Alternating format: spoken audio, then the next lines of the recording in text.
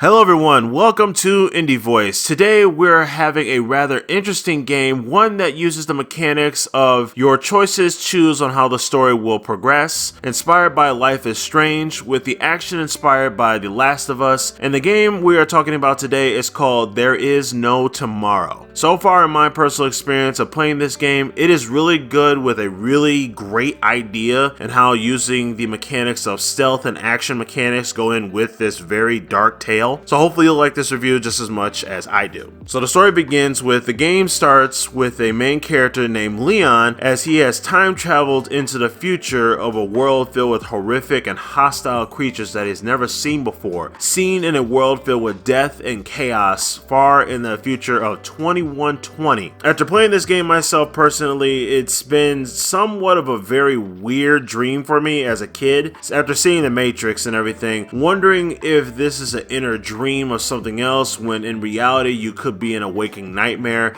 It's definitely been a personal fear of mine as a kid after seeing all these type of movies and things like that. This one definitely speaks to me when it comes to this main character as Leon. He was just having a normal dream where people thought he was missing for a while when in reality he wasn't, and then he was walking by a mother and child. She told her child to leave him alone. He's a weird special kid, and then he had to deal with several other situations with his family and stuff, and now he's living on his own at school, and suddenly he goes to sleep because he felt too tired and everything, and now he's in a desolate future by himself, and there's so many dark tales, twists and turns that he gets to experience in this horrific future. And hopefully towards the end of the game you get to see the craziness on how this goes. So the gameplay for There Is No Tomorrow is a third-person action adventure game with stealth-like mechanics. This game has several ways to go about the game, such as in The Last of Us, where you can go full stealthy in certain situations, or you can go full action and fight as many monsters as possible. But there is a twist. Even the most common monsters in this game can be very fast and deal high damage, so pretty much after a couple of hits you're pretty much dead. So this game can be very challenging for those that don't like going stealthy or just going all out fighting. Being Leon, you have to make sure to use the environment to your advantage and using items to help you survive against these creatures, such as melee weapons,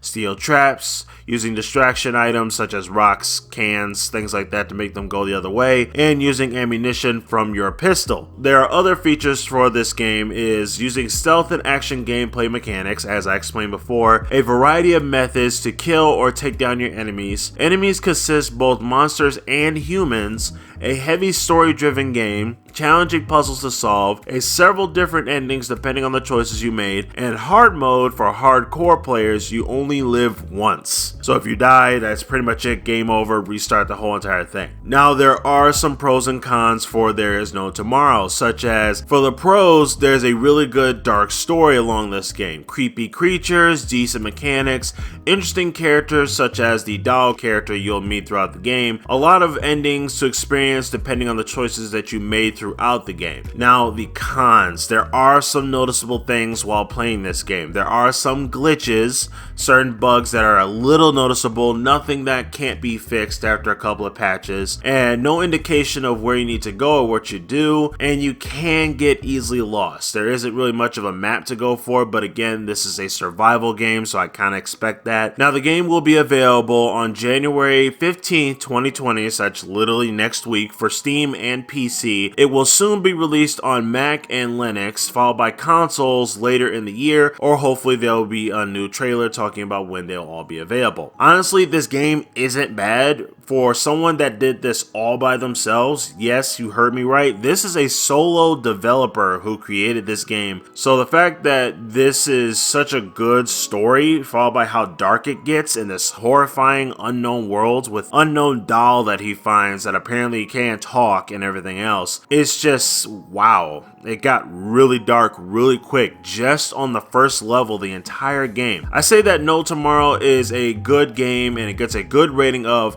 a must try for those that love dark and heavy story games, or for those that want to try something completely different. I do recommend trying this game. Now there's a link in the description to where to buy this game, and thank you for liking, commenting, and definitely subscribing.